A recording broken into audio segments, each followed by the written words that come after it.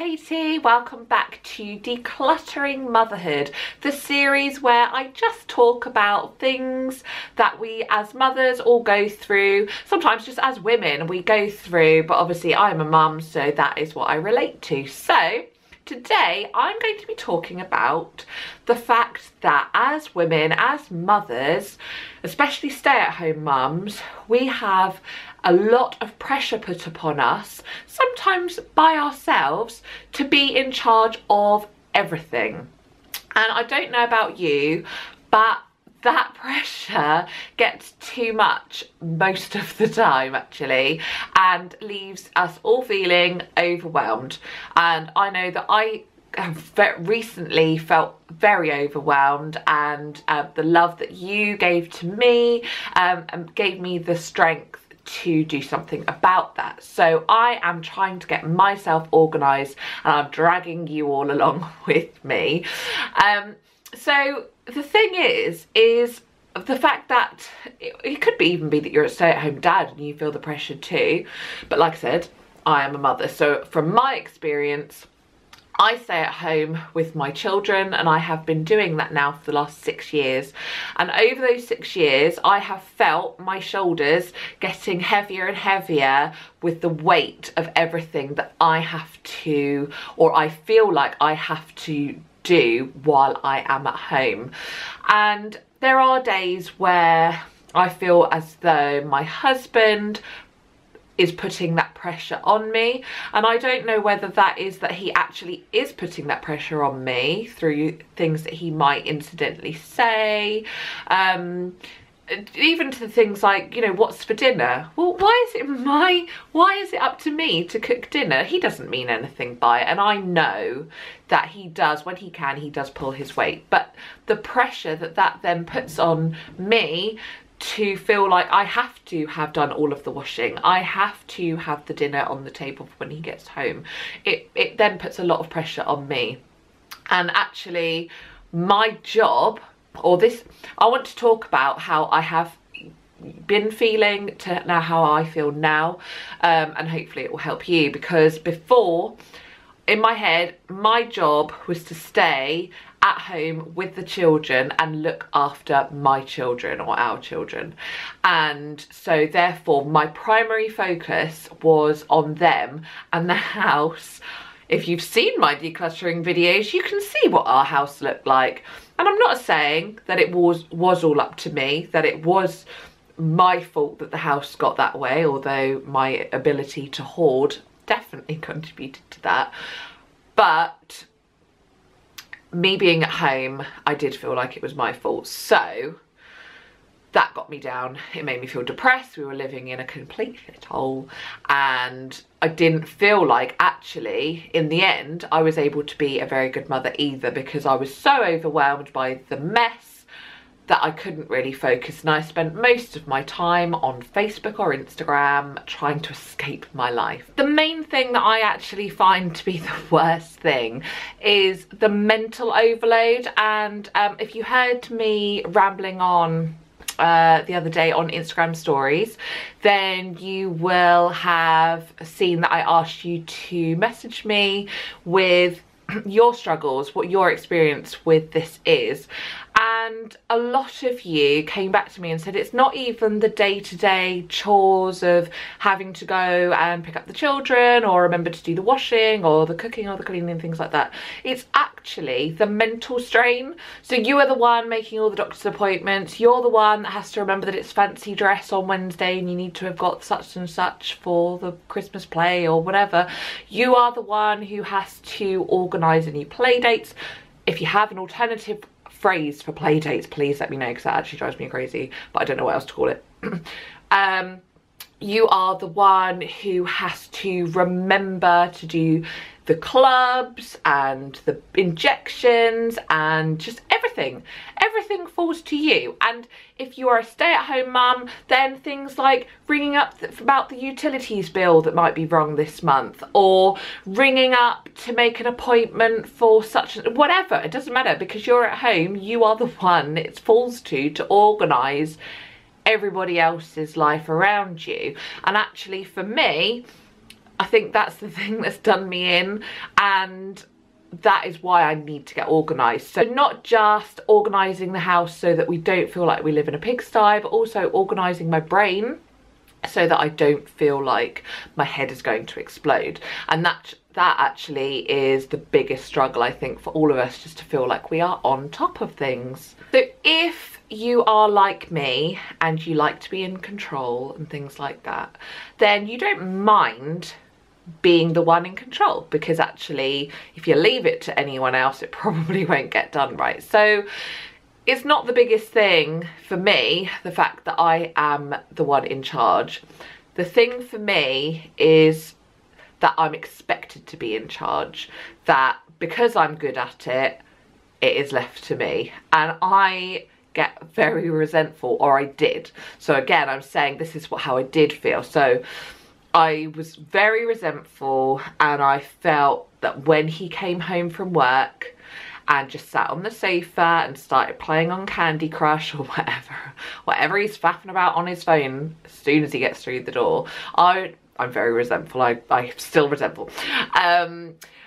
That I was getting really resentful of that why isn't he coming home and immediately picking up the vacuum and giving the house once round, or why isn't he unloading the dishwasher? Can't he see that it needs doing? Why is it up to me to do everything? And the resentment was just building and building. And I would say probably once every couple of months I would end up crying, because I was fed up. I was sick to death of being the person in charge, and that it was down to me to do everything. And look at the house, look at the mess we are living in. How can you live like this? Stop dropping towels on the floor, you're doing me in. It is not up to me to pick up your shoes. It is not up to me to tidy away your clothes. Please pick up the slack, you are letting me down. That is basically the cycle we would go in every couple of months, and he would say, oh, I'll do better, I'm really sorry, I'm sorry I took you for granted, and I'd stop crying and it would be fine, and it would carry on. And then slowly he'd be back at work, coming home at the end of the day and back on his phone again, and the resentment would build and build and build. Is that something that you experience as well, or am I the only one? I don't think so. I would say that probably the majority of us feel resentment towards our partners at some time or another. And it's really difficult. It's really difficult to explain to them why you're feeling that way and how they can even help you without just barraging them with a do the dishwasher, do the washing, help out with the kids more, do this, do that, do that. And then when they come back at you with, but I go to work, and you're like, well, I'm at work because I'm looking after the children, that is my job. And you just go backwards, forwards. So that is how I was feeling, and to an extent I think I'll probably always feel that way. But you will know that I am a huge fan of The Fly Lady, and if you haven't read her book, you need to read it right now. I will pop a link down to the book below on Amazon.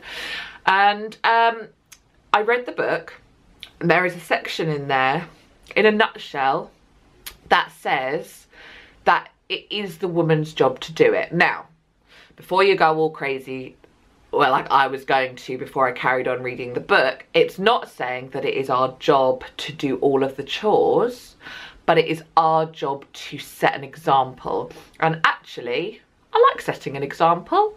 I like being in charge. So yes, that is something that I can do, and I carried on reading, and it does make sense.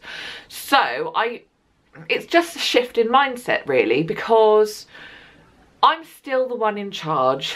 It has all rested on my shoulders still, but that's okay. And the reason it's okay is because I am getting organised, and I'm putting systems in place and leading the way so that